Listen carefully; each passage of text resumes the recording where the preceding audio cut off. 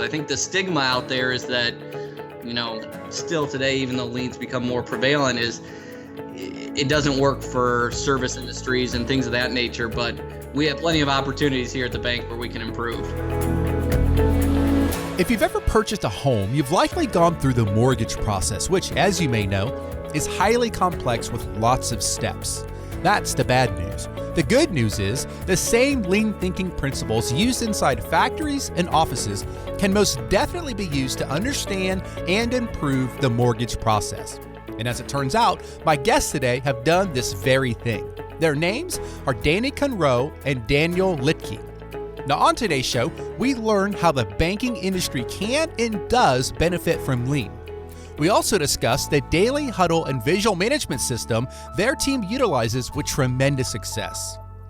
Now, show notes for this episode, which will include links to everything we talk about, can be found over at gembapodcast.com. Just look for episode 227.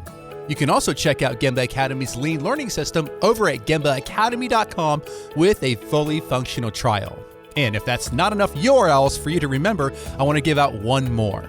And that's to a page dedicated to the upcoming AME conference that's going to be in sunny San Diego this year from October 29th through November 1st. Now, as longtime listeners know, we're huge fans of this conference, and as always, we'll be there. We're also going to do another cocktail party on Tuesday night, and we'd love to meet as many podcast listeners as we can. Finally, we can also save you 10% if you use our promo code. Now, all the information you'll need can be found over at gembaacademy.com/AME. Again, that's gembaacademy.com/AME. Okay, enough from me. Let's get to the show. All right, Danny and Daniel, thanks for coming on to the show. How's it going, guys? It's going great. Thanks for having us. We're excited to be here. Yeah, really excited to be on. Yeah, it's going to be easy. One's Danny and one's Daniel, right? So, no confusion. Yeah, all right. I like it. All right. Well, guys, tell us a little bit about your backgrounds and how you first came to learn about continuous improvement, and then what you guys are up to these days. And let Danny or Daniel start, whoever wants to start. Sure, I can go ahead. And this is Daniel. I've been with First Source Bank for 2.5 years. I am the mortgage processing and closing manager. I'm a certified Lean Daily Manager through First Source, which is our Lean Daily Management program here at the bank. Mm-hmm. I'm currently working towards the Lean Master. I've been out to Colorado a couple times with the Lean Methods group and been out to some trainings out there, and as well as our stuff here at the bank. I'm fairly new to Lean. I was new to Lean when I joined the bank 2.5 years ago, so that's been something that I've been learning since I've been here. Long-time listener to the podcast, so I'm excited to be on, and just really looking forward to having a good conversation today. Awesome. And I have been with the bank for about 12 years now. First Source began our Lean journey about 7 or 8 years ago, and about 5 years ago, I took over the position of our continuous improvement leader. So I head up all our Lean efforts. Just like Daniel, I've been out to some training in Denver with the Lean Methods group, been to a couple LEI conferences, some Lean Frontier conferences, read a lot of books, continuing to learn that way, and have loved it since I started this job 5 years ago here at the bank. Yeah. Good stuff. All right. Well, hey, I know you guys both listen to the show, so as you know, we like to kind of begin with with our guest sharing a quote. So I believe both of you have one. So Danny, do you want to go first? Yeah, I'll go ahead and go first. My favorite quote, kind of when we're going around and talking to different groups in the bank, is "No problem is a problem." We've been a successful bank prior to starting Lean. We've been around for about 150 years as a bank here in Northwest Indiana and Southwest Michigan. And when we started Lean, we were really looking to take our bank to the next level. And Lean was the tool that we wanted to implement. And when we go around to different departments, we start with that quote, letting them know that, the biggest problem of all is if we can't admit where we have chances for improvement, where we have chances to get better. So no problem is a problem. Yeah, I love it. Daniel? Yeah, I don't know what book it's from. I was from college, but it stuck with me ever since. And it's that before you can manage something, you must first learn to manage yourself. And I really like that a lot. I think it's applicable in many areas. Lean in particular, I think when you start learning lean stuff, especially when you come back from a conference, you're always really amped up and excited to start putting that stuff into practice. But you can quickly kind of get bogged down with daily stuff. Yeah. And I think it's really important as a manager to look inwards and kind of understand that you need to be able to manage your own time if you're going to use any of these tools with your group and with your teams.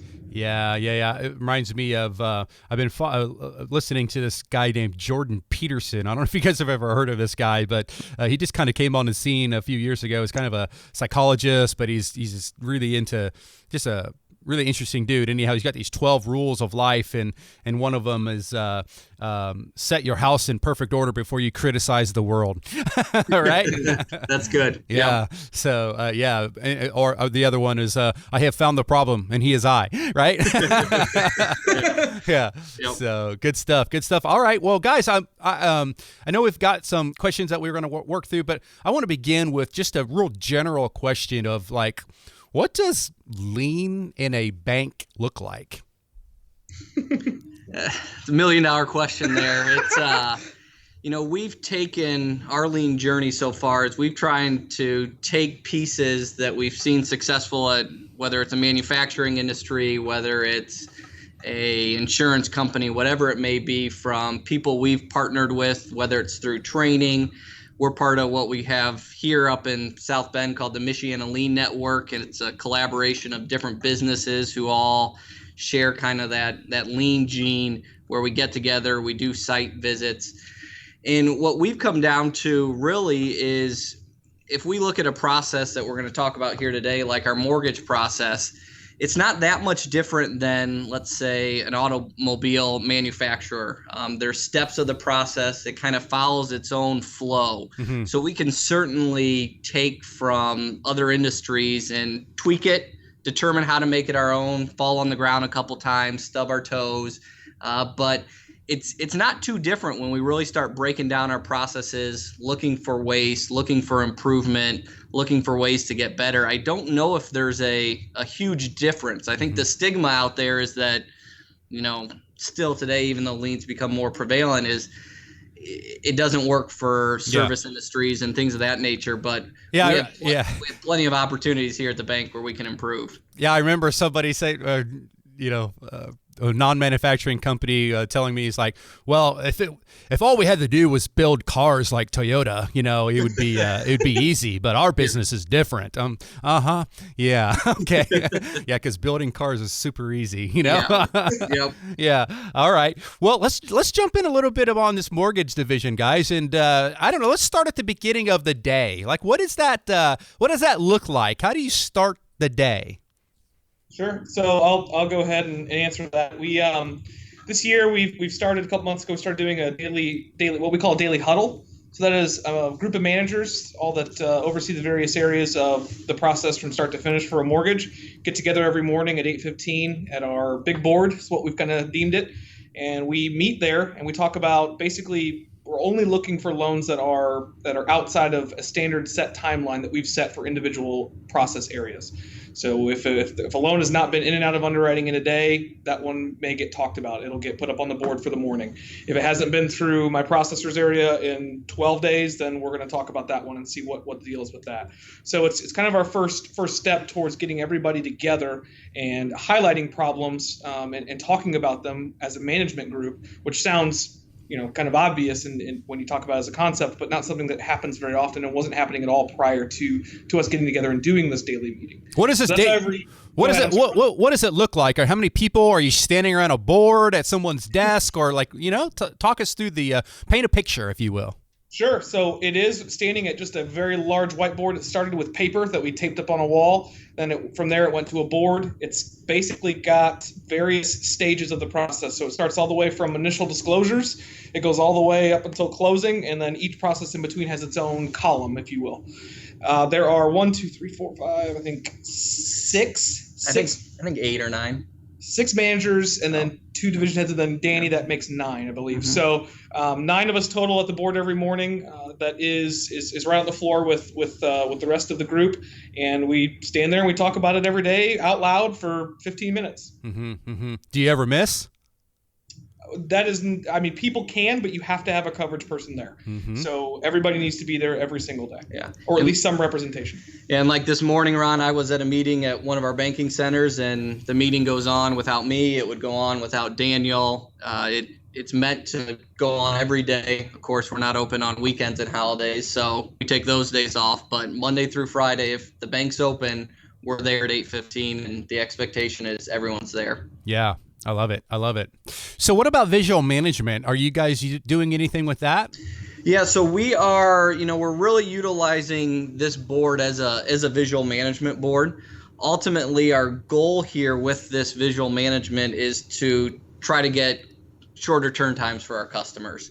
At the end of the day, we were talking about car companies earlier. If we don't meet our customer demand in getting out loans quicker, getting them into their new house, the house of their dreams, on the time frame that they want, we're failing them as a bank. So we're trying to use that visual management really to drive the process and make sure that we can meet our customers' needs. And this tool has been a great example of how we can get together, use visual management. Anytime one of those loans pops that Daniel talked about, it goes on a little 3-inch magnetic sticky that goes up on the board, and that gives us the indication that we could have a problem with that loan. We need to talk about it as a group. So what we do then is we talk about that loan, why that loan didn't meet the standard, and then we Pareto all those reasons for here's why disclosures didn't get out in our set time frame. And we also have a Pareto board then where we Pareto all these reasons. We kind of get to see the common trends, what's going on, so that we can then try to problem solve those at a later time. Can you give it, I know it's a sensitive topic, so don't share anything confidential, but can you give us an example of maybe a generic issue, how it might look on the board, and then an example of some root cause analysis that you did and some countermeasures? Kind of tell us a story about that. Yeah, certainly. So I'll take that on. So we've got our disclosure desk has to get, when you get 6 pieces of information from the reg, we've got to get a disclosure out within 3 days. So 3 days is what the reg provides for us. However, we have a goal set for our area that we want it out in 2 days. So in that sense, anytime that anything triggers that's 2 days or more, that has exceeded 2 days, we're going to put it up on the board, and then we're going to talk about it. Typical reason that we might see for something like that, perhaps maybe the LO, or what we call the LO, our originator or our sales staff has asked us, hold on a second, I'm not sure that the borrower did apply this way, but they're thinking maybe they want something a little bit different. If that's the case, we can it'll get reported on. We'll discuss it as a whole, as a group, with the management group, so they're aware of it, and kind of problem solve from there if that's a reason. We have seen some areas where maybe they had a little bit of trouble accessing electronic files. We all know that we forget our passwords. It's kind of difficult to memorize all that stuff. So that can be something that we can run into at times, that we have to actually problem solve and see what we can do for, not only for that particular customer, but as a whole, what we can do to solve that problem. Yeah. Yeah. Another example too, if you want one more, obviously an important part of the mortgage process is the appraisal. So the appraisal has a lot of moving parts into it, especially if a borrower is buying a new house, not doing a refinance. So we have to work with the appraiser to get them into the new house, and that sometimes requires us to work with the realtor of both the buying agent and the selling agent. It requires us to rely on the seller to actually let the appraiser into the house, and that can certainly be a sticking point for any mortgage if that appraisal comes in at a lesser value or that appraisal takes a long time to come in. So early on when we were doing the board, we saw that we were having a lot of appraisals kind of pop on our board, meaning they were outside our standard.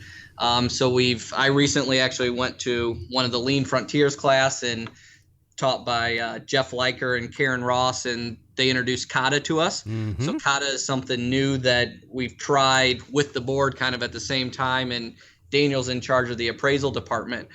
So we kept seeing that appraisers were rejecting our orders.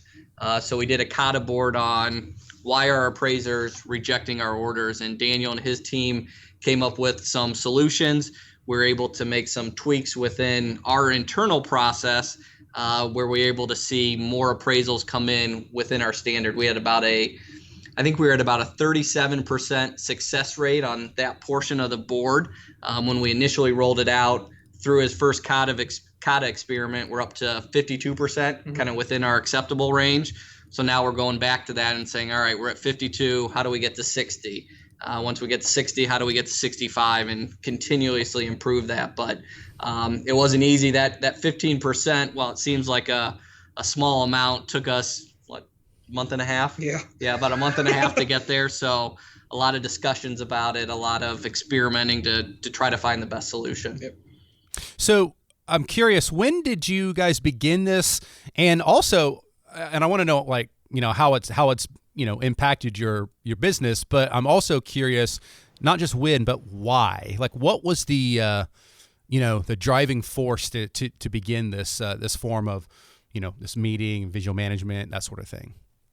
Well, I mean, so we started doing the visual board in April of this year, but this kind of does stem from a larger project back a year and a half ago now. 2000 and where we did we value stream mapped the entire mortgage process from the borrower coming in to give us an application all the way out to funding. So an entire mortgage loan through all the departments, we mapped it in its entirety. It took a week, so 40 hours with all the managers and the various stakeholders in there. From that, then broke off into a various amount of projects and things like that. And that's kind of where this came about. It was a sustainment method. It was looking at something for that. How many steps are in your value stream map? I'm just curious. You don't want to know the answer to that. That's a tricky question, Rob. We when we value stream mapped it, we had, I think, about 25 different members come for different portions of the map. In all, we ended with over 1,000 steps. We ended with over 400 pain points. We use swim lane maps when we do our value stream maps here, and we're up on the 8th floor of our building. We had about 120 feet of wall covered with value stream map and swim lanes and various individuals coming in and helping. So it was the largest map we've ever done. I mentioned we've been on our lean journey for about 7 years. It was by far the largest map we had ever done, and quite an undertaking. And we left it up there. So Danny and them left that whole map, that 120 feet up on the floor. It wrapped around hallways, and it stayed there for at least a month. Yeah. We let other people walk through it. They could see it. Other maybe members who weren't a part of the VSM could walk by and throw up additional pain points that maybe they felt we didn't capture well enough or that they want us to be aware of. So that was like a current state map. Did you guys do any sort of future state map, or was it just more of a understand a current state and make improvements to it? So we never officially did a full future state map. We did a vision of, we wanted to get to a 30-day close. And from the current state map, we picked at that point about 10 or 15 projects we wanted to work on, and those were a combination of Kaizen teams, A3s. We had a couple of just do it's or research projects we had to do. Mm-hmm. So we picked what we felt were, and the team felt were, the most important things to work on immediately to get to that 30-day close. I think one of the other questions you asked with that is kind of, why did we start this project? And what we saw in the industry is everyone's seen the Quicken commercials. If you're in the Midwest here, there's Guaranteed Rate Field that the White Sox play at, which is another mortgage company. The mortgage industry pushes, the advertisement pushes fast, easy, push button, get mortgage. Mm-hmm. And when we looked at our process, we certainly saw a lot of room for improvement. So that's kind of what started us from a competitive standpoint. Mm-hmm. We want to be the primary bank of our customers. And if we can't do their mortgage, or if they're going elsewhere to get their mortgage, that's not good for our customers. And we want to make sure our customers are taken care of by us, because we truly believe from a service standpoint, we can compete with the best of them. Yeah. So we wanted to make sure our process can support that, though. So that was really kind of why we started it. Have you guys, in your lean training and whatnot, have you gotten in the concept of quick changeover, SMED, single minute exchange of dies, like internal, external tasks? Have you guys explored that at all? Not here at the bank. I mean, we haven't explored quick change over here or anything like that. I mean, I think both of us are familiar with the concept of it and what it is. We haven't quite seen an application necessarily that would be easily put into place here. Do you? Well, yeah. So we're actually we've had this SMED course forever. It's like the third one that we ever made way back in the day. So we're refreshing it right now. And one of the things that we're doing is we're adding a module on, non-manufacturing examples of SMED. And so we're kind of just touching some different folks out there who we know work in the service industry and whatnot. But I mean, the whole idea is kind of like the classic example is an accountant. At the end of the month, the machine stops, right? Like if you want to use the manufacturing, right? And how fast can they close the books, right? Well, what we find is that once the process, the clock is ticking, if you will, the machine is stopped. So that those would be what we would call internal activities, right? Well, we find that we can move a lot. The accountant, there's a lot of things they can be doing as the month is progressing, which would be external tasks. So they're doing these things ahead of time, and so then when the month does close, they can close their books faster, right? And so, so I was just curious if there's anything in the mortgage world that could benefit from internal, external analysis. I was just curious.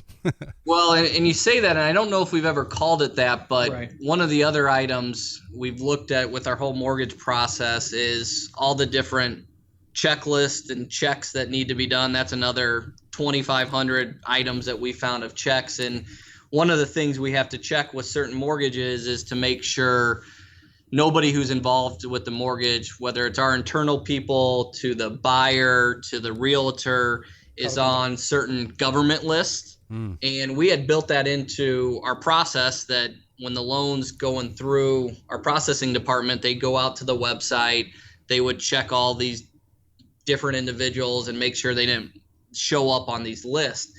We kind of looked at that and said, all right, our internal staff doesn't change. Let's do that once a month so that it doesn't have to be done in the process. Yeah, well, that's an example. That's an example right there. Yeah. Mm-hmm.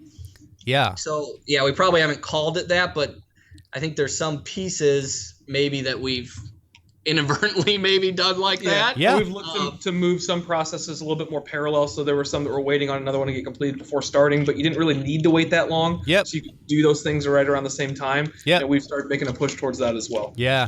Well, you guys should dig into it a little bit. There might be even more that you guys can benefit from. So what let's talk about results, So you've touched on it a little bit already, but what are some of the benefits you've realized from all this visual management, huddles, and whatnot?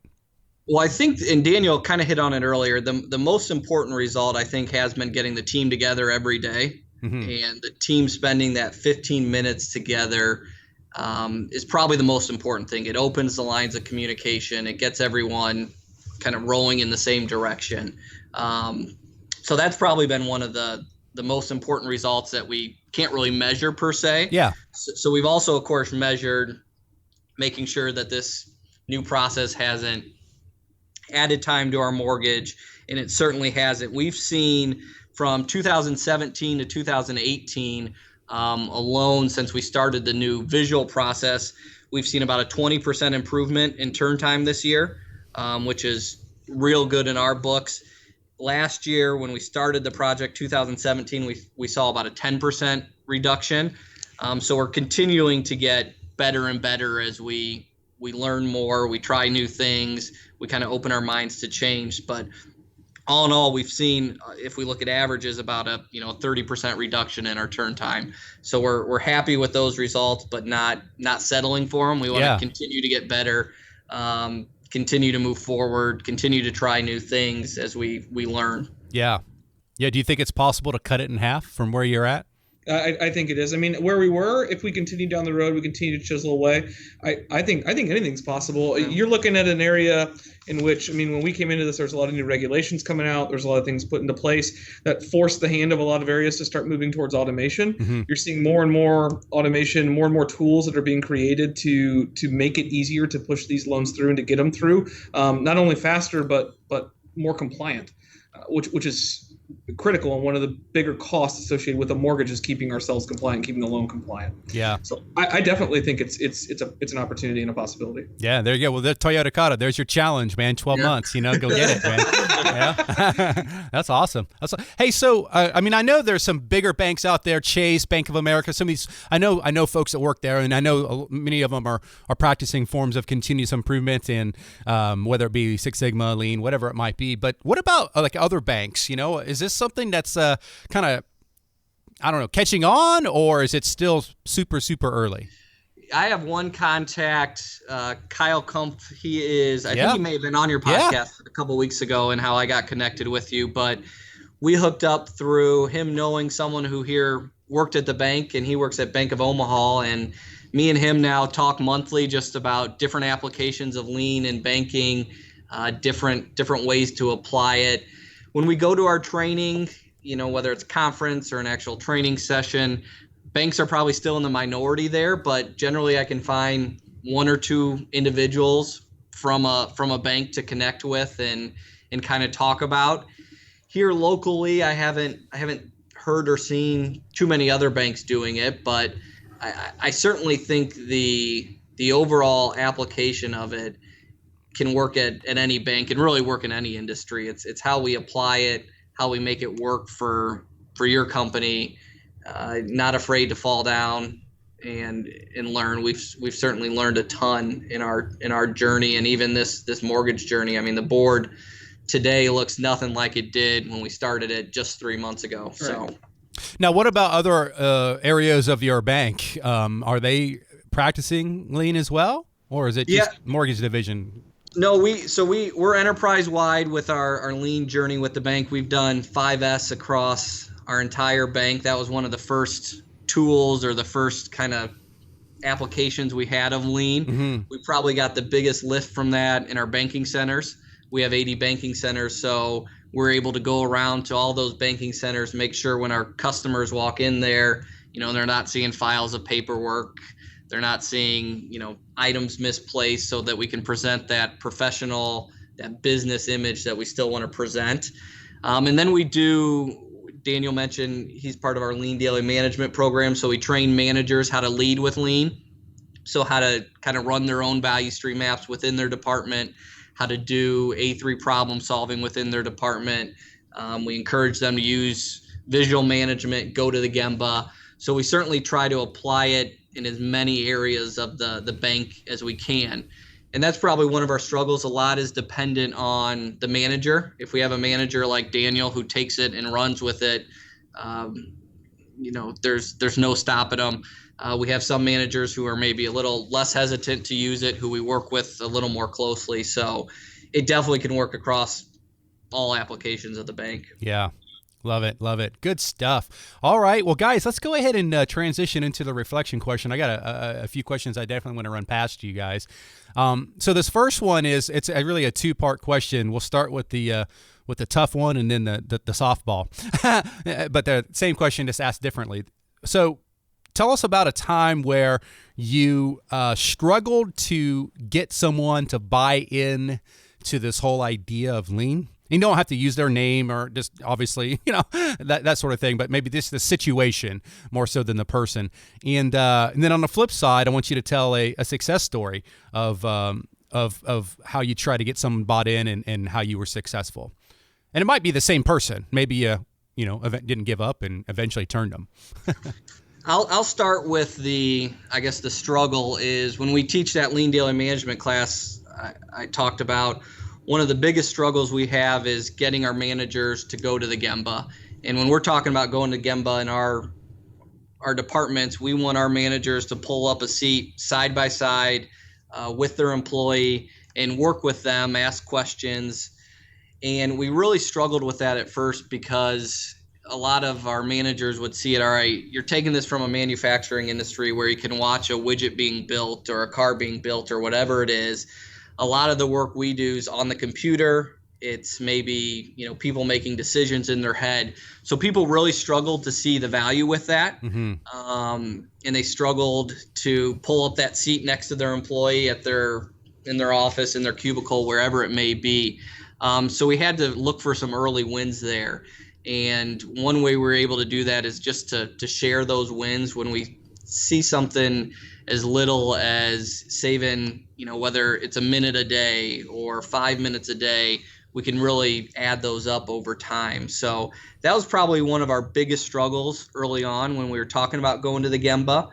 And one of the places I think we saw a positive with that, it was a little too late in this example, but we had a manager who had an employee who put in their notice. They put in their 2 weeks, and they spent that 2 weeks then before that employee left at the Gemba with them for that whole 2 weeks. And they weren't a manager who was going to the Gemba regularly as we trained. And after they spent that 2 weeks at the Gemba with the employee who was leaving, the light bulb went off saying, this is something I should have been doing all along. There was so much opportunity for improving their process, asking them why they're doing certain tasks, challenging them to problem solve. In that case, for that employee, it was too little too late, but the light bulb went off for the manager, and now it's something they regularly participate in with their employees on a weekly, monthly basis. Love it. Love it. Love it. Well, I think you answered both of them really there and at the same time. So good stuff. If you had that famous time machine, you could go back and you could spend a day shadowing any continuous improvement, guru, teacher, or whatever you want to call them from the past. Who would you choose, and what would you want to accomplish? Who would I choose? That's tough, and that's a tough historical question. I don't, and forgive me because I'm fairly new to it. I'm not going to go back very far, but I had an opportunity to walk through the factory floor of ATC with Steve Brenneman. Yeah, and that was fascinating. Yeah, and to be able to make the connections between the manufacturing side and the mortgage side was great. But what I really kind of wish that I could go back, and this wasn't that long ago, but I'd like to do it again, is to go back. And I walked into the wrong plant when I was heading there for my meeting, and I walked into the office area, and it didn't look like any other office I'd ever been in. It was very set up with a Kanban system. Mm-hmm. There was clipboards that were very clearly marked. There was clearly a system and a flow that was going on there. And because I was trying to figure out where I needed to go, I wasn't able to take a look at it. But that is something I would really like to see. A lot of times when I look up videos or when I watch stuff, there's so much of it that is showing the shop floor and all that kind of stuff. And the mortgage industry I look at as a mashup between the two, and I even call it the floor because that's kind of what I feel that it is. It is when we're out there with them, we're on the floor. They're producing products, mm-hmm. But it's a mashup of an actual shop floor and an office. They're doing things in a professional setting, but we don't see a lot of that. So I would love to go back and see that office and see how they let things flow through there. Yeah, Steve is an amazing guy. We actually did a Gemba Academy Live episode it's up on our website at ATC Trailers a few years ago. What a fascinating place, man! Like horse and buggies outside the factory, man. That's insane. So cool, so cool. And some of the folks there that we couldn't record their faces, for religious reasons, and so I'm interviewing these guys and just normal folks, but our camera guy was like standing from behind, so you see my face in the back of their head, and that's how we interviewed them. But what a cool company, man. Yeah, super cool. Hey, so what does respect for people mean to you? Either one of you can answer it. As a manager, I think it just means that you respect that each individual person comes to work wanting to do a good job. Yeah. And we as managers can set up our processes and we can put things in place that we think are a good idea, but they just might not be. And I think that's, respecting people is understanding that you need to give them and empower them to be able to own their own process, to be able to work with you to make their jobs and improve their working processes that they deal with on an everyday basis. Mm-hmm. My team wades through waste every day. And the only way we're going to get through, the biggest hit we're going to get through all of that is if I can get them to learn more about problem solving, to own it a little bit more, and to jump in and change things for the better. And I'm only going to get there through them if they're along with the ride, and it's not just me trying to do it myself. So I think respecting people really to me just means trusting them, empowering them to make their jobs and their daily processes better, because they're the ones that have to live in it. They're the ones that have to exist in it. And I'm only helping them out if I can give them those skills that are going to help them to improve their processes now. And someday, when I hope all of my team are managers somewhere someday, that they're using the same things. Amen. Hey, last question. someone's listening to this right now and they work in the banking industry, or perhaps they're just more of a service related business. And again, they don't have that easy job of making a car or anything like that. Again, no, but seriously, they're listening and they're wondering, gosh, what should I do? I want to try this, but they haven't even begun. What advice do you have for that person? Speak to that person right now. I would tell that person, just try something. Start by either picking up a book and reading a book, going to a class, and try to do something and realize that you're going to make mistakes. You're going to screw up. It's not going to be perfect, and not expect that perfect outcome the first try is. If you're too afraid to try something new and you're too afraid to, get your feet dirty, you're not going to succeed. So you got to go in it with a mindset of, hey, we're doing this as an experiment. We're going to learn as we go, but we're going to start kicking the ball forward down the field. And as long as we're moving in that direction, it's a positive, but don't try to get it perfect out of the gate, because, we're as a bank 7 years in on this journey, and we're far from perfect. And the only way we've gotten to where we are today is by trying stuff, learning as we go, admitting, where we can do better and trying to get better. So get better every day and don't be afraid to try new things. Yeah, I love it. I love it. All right, guys. Well, thanks a lot for coming on. It's been a really fun episode chatting with you banking folks. So maybe we can come out there one day with our video cameras, and you can feature your story on a Gambling Academy Live episode. That'd be really fun. That'd be great. Yeah. I'd love to. Yep. Hey, so why don't you wrap things up with maybe one of you share some final words of wisdom, and then be sure to tell how folks can connect with both of you, and also your bank if they need a mortgage or anything like that. Well, obviously, yep, we're with First Source Bank, so if you need a mortgage, that's the place to go if you're in Indiana or Michigan. So definitely reach out to us there. We also do Illinois and Arizona and Florida. Okay. So I'll just put the plug out there. Yeah. Shameless. But I guess word of wisdom from me is, Danny kind of touched on it. You can certainly start small. We talked about the board as a large item. If you're a manager or supervisor, you've got a small team, you can certainly do something board related, a daily huddle on a very, very small scale. It doesn't have to be a large one to start. So you can certainly start building that in. Yeah. Yeah. And if you want to reach out to me, I am on LinkedIn, and that's Daniel. Last name is Lichty, Lichty. And I'm Daniel Conroy officially on LinkedIn, but we didn't want to mess with you too much, Ron, and have you call us both Daniel. So it's CONROY on LinkedIn. Oh, so it's not really Danny and Daniel. You guys were just messing with me, man. No, I actually go by Daniel, but trying to be professional. Okay, yeah, I got you. I mean, your mom's gonna listen to this, man, so you got to stay professional, man. So, hey, do you guys ever get out to any conferences? The only stuff I've been out to are some trainings out in Colorado. I have not made it out to a conference yet, but I am hoping to do so in the near future. Well, I'm going to put a bug in your ear. You guys need to be in San Diego on October 29th through November 1st. You got to go to AME. It's the biggest. It's the biggest lean conference in the world, and well, I hate using the word best but it's the biggest. I mean, there's a lot of great conferences out there. The Lean Frontiers guys do a great job as well for the smaller crowd. But this San Diego one, I think you guys would learn a lot, and there's tons of networking that you can do out there. So and Gambling Academy save you 10%.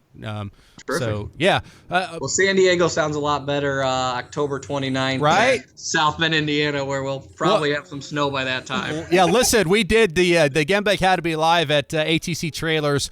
Oh gosh, I think it was like in January or something like that.